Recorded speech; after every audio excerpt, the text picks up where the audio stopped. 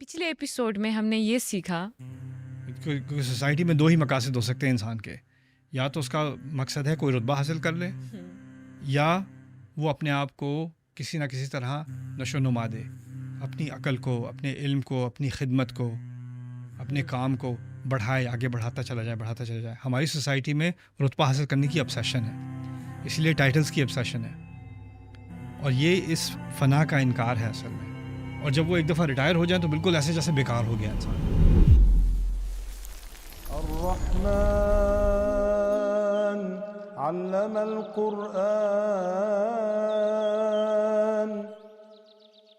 قرآن کو سمجھنے کا ایک نیا انداز، جہاں آپ آیت کے الفاظ سے لے کر اس کے معنی، تدبر اور گہرائی تک سفر کرتے ہیں، اور قرآن سے تعلق آپ کا اپنی مطابق اور مستقل رہتا ہے.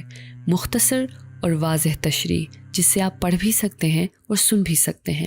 کسی بھی آیت کے بارے میں سیدھا سوال کیجیے اور استاد نعمان کے ساتھ قرآن کو مختلف زبانوں میں گہرائی کے ساتھ سمجھیے. تو آج ہی ڈاؤن لوڈ کریں revealed.bayinatv.com. وَيَبْقَى وَجْهُ رَبِّكَ ذُو الْجَلَالِ وَالْإِكْرَامِ ایک میرے نزدیک سب سے عظیم آیات میں سے ہے اللہ تعالیٰ کے بارے میں، کیونکہ جو جلال ہوتا ہے نا، اردو میں بھی ہم جلال سمجھتے ہیں، عربی کے معنی جلال سے بہت قریب ہے، اور اکرام کے معنی صرف عزت والا نہیں، لیکن اکرام جو ہے وہ کسی پر کرم کرنے والا، کسی کو نوازنے والا، جنراسٹی کی بات ہوتی ہے. اور ذو الاکرام جس کی عزت کی جائے یا جس کی جنراسٹی کو اپریشیٹ کیا جائے، ٹھیک ہے، جس کے نوازنے کو کوئی اس کا اعتراف کرے. اور جلال جس کا جلال ہو، جس کی عزت ہو، جس کا وقار ہو، جس کی بہت زیادہ گلوری ہو.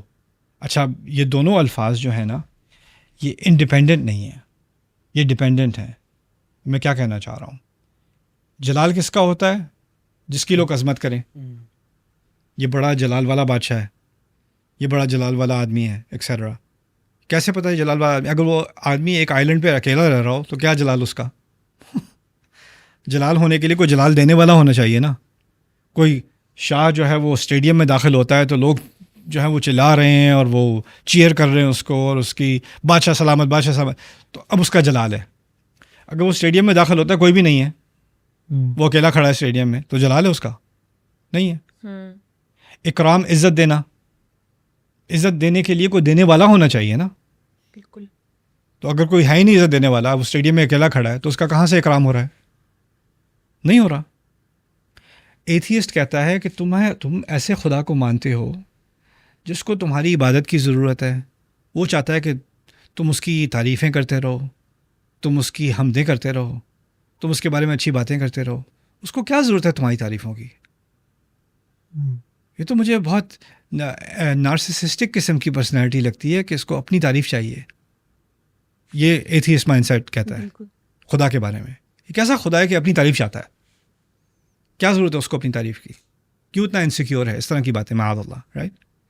اللہ تعالیٰ نے ان سب باتوں کا جواب اس آیت میں دے دیا ہے. تم سب تو مرنے والے ہو، اور تم سب سے بہت پہلے میں تھا یہاں، اور تم سب کے بہت بعد بھی میں یہیں پہ ہوں گا. میرا جلال اور وہ وہی رہے گا، اور میرا جلال بھی ادھر ہی ہے، اور میرا اکرام بھی ادھر ہی ہے. اور اس میرے جلال کے لیے تمہارے جلال دکھانے کی، تمہارے میرے جلال کو اکنالج کرنے کی ضرورت نہیں تھی.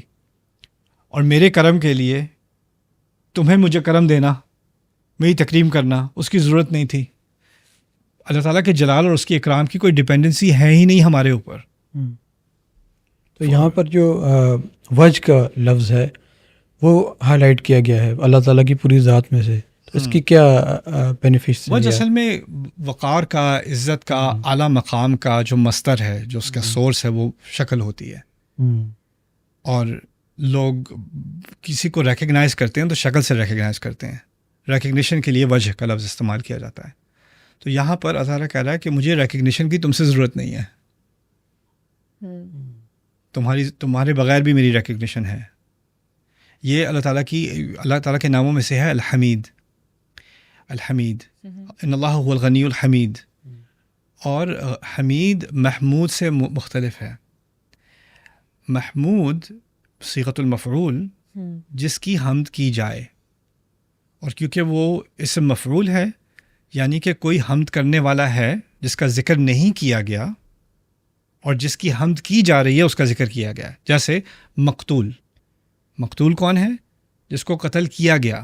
بالکل. کو قتل کرنے والا ہے جس کا ذکر نہیں ہے، لیکن جو قتل کیا گیا اس کا ذکر ہے مقتول، لیکن ذہن میں آتا ہے کہ وہ قاتل ہے.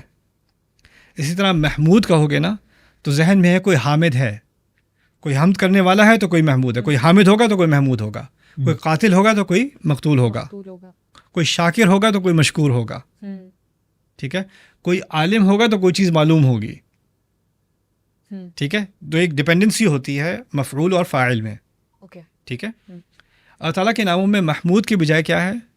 حمید. حمید بھی معنی محمود.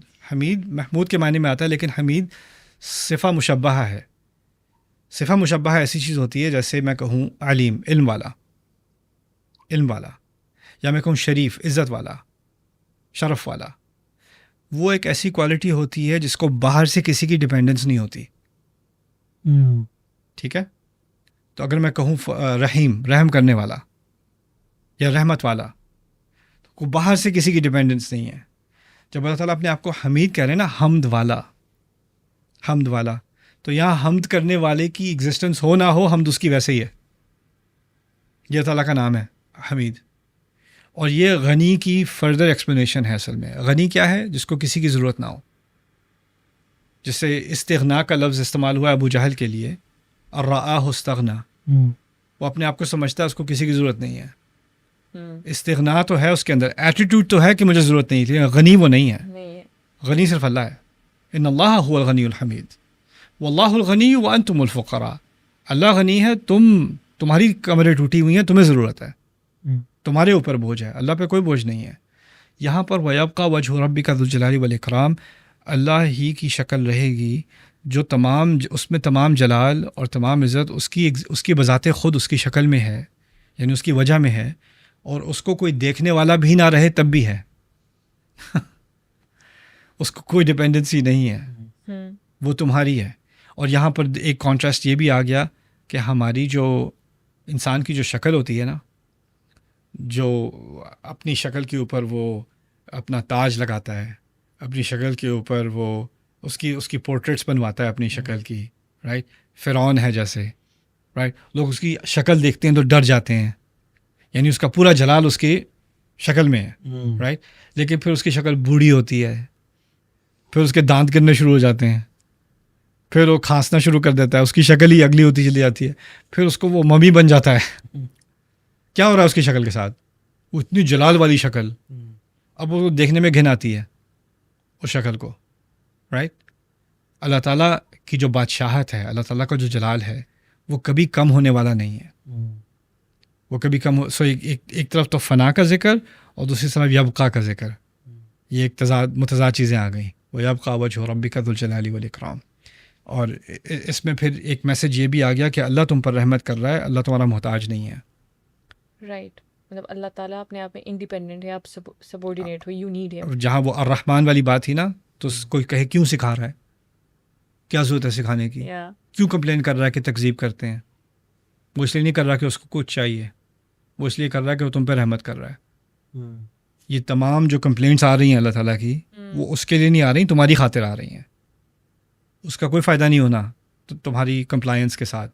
تم بات مان لو گے تو اس کا کوئی فائدہ نہیں ہوگا، تم بات نہ مانو گے اس کا کوئی نقصان نہیں ہوگا.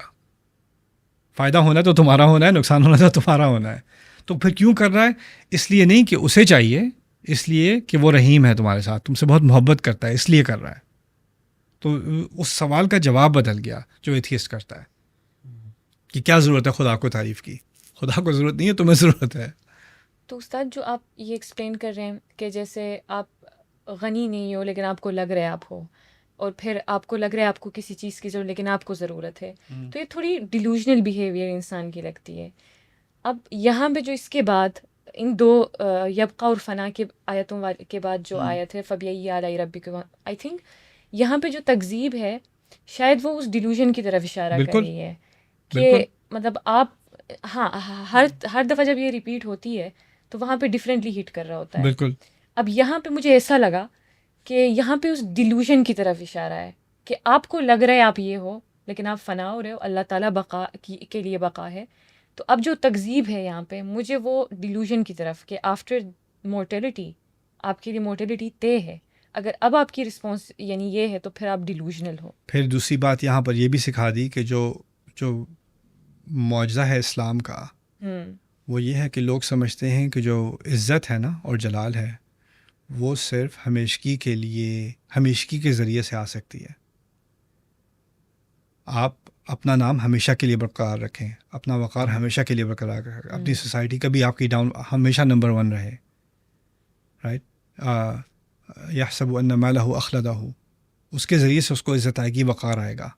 اللہ تعالیٰ کہہ رہے ہیں میں نے تمہیں عزت دی ہے اور میں نے ہی تمہیں فنا بھی دی ہے. بالکل.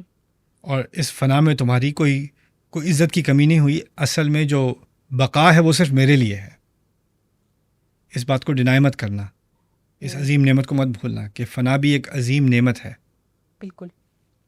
کیونکہ ہر نئی جنریشن کو آ کر اللہ تعالیٰ کی نئے سرے سے خدمت کرنی ہے. اگر پچھلی جنریشن نہ جائے، جگہ نہ چھوڑے اگلی جنریشن کے آنے کے لیے، تو کوئی رینیول نہیں ہوگی. استاد یہاں پہ جو آپ نے ایک بات کی تھی پرماننس کی اور انسان کی فنا کی، تو ویسے فلاسافیکلی اور جو ایک ہے ہمارے ہاں آئیڈیا کانسیپٹ ہے کہ اگر انسان کے لیے فنا ہے یعنی انسان کے لیے پرماننس نہیں ہے تو مطلب اس کا جو سورس ہے یعنی گاڈ جو ہے اس میں بھی شاید پرماننس نہ ہو. یعنی ایک ہے یہ ڈسکشن. تو اس میں اس آیت میں جب اللہ تعالیٰ اتنے دھڑلے سے کہہ رہے ہیں کہ بقا میرے لیے ہے، تو پھر شاید یہ اس جھگڑے کا یا پھر اس ڈسکشن کا ایک جواب بھی ہو سکتا ہے. بالکل ہے، بالکل ہے. ہاں، کیونکہ ان کے اصل میں ان سارے فلسفوں میں ہوتا یہ کہ انسان اپنے بارے میں سوچتا ہے اور اپنی کمزوریوں کو خدا پر پروجیکٹ کرتا ہے. یا اور خدا کا کانسیپٹ جو ہے وہ اپنے ایکسپیرینس کے ذریعے سے ہاں بنانے کی کوشش کرتا ہے، خاکہ بنانے کی کوشش کرتا ہے خدا کے بارے میں. اور یہ کچھ معاملات میں تو یہ بہت ہی کفر تک بات پہنچ جاتی ہے، لیکن کچھ اور معاملات میں یہ گمراہی تک پہنچتی ہے. کفر تک نہیں پہنچتی، کم از کم گمراہی تک ضرور پہنچ جاتی ہے. مسلمان بھی اس کو کرتے ہیں. کیسے کرتے ہیں؟ آپ سے کوئی کہے کہ میں تمہیں کبھی معاف نہیں کروں گا، رائٹ، میں تمہیں کبھی بھی معاف نہیں کروں گا، اور آپ بار بار سنتے جاؤ اور آپ کہو چلو میں تو ایسا انسان ہوں جس کو یہ کبھی معاف نہیں کرے گا، شاید اللہ بھی کبھی معاف نہیں کرے گا. یعنی آپ دوسروں کے غصے کو اللہ کے غصے کے ساتھ کنفیوز کرنا شروع کر دیتے ہو، رائٹ. جیسا آپ نے ایکسپیرینس دیکھا کہ اچھا ایک دفعہ کوئی خفا ہو جائے تو کبھی دوبارہ وہ منتا نہیں ہے، رائٹ. آپ نے غلطی کر دی، اب انسان آپ سے خفا ہو گیا، وہ کبھی آپ سے بات نہیں کرنا چاہتا.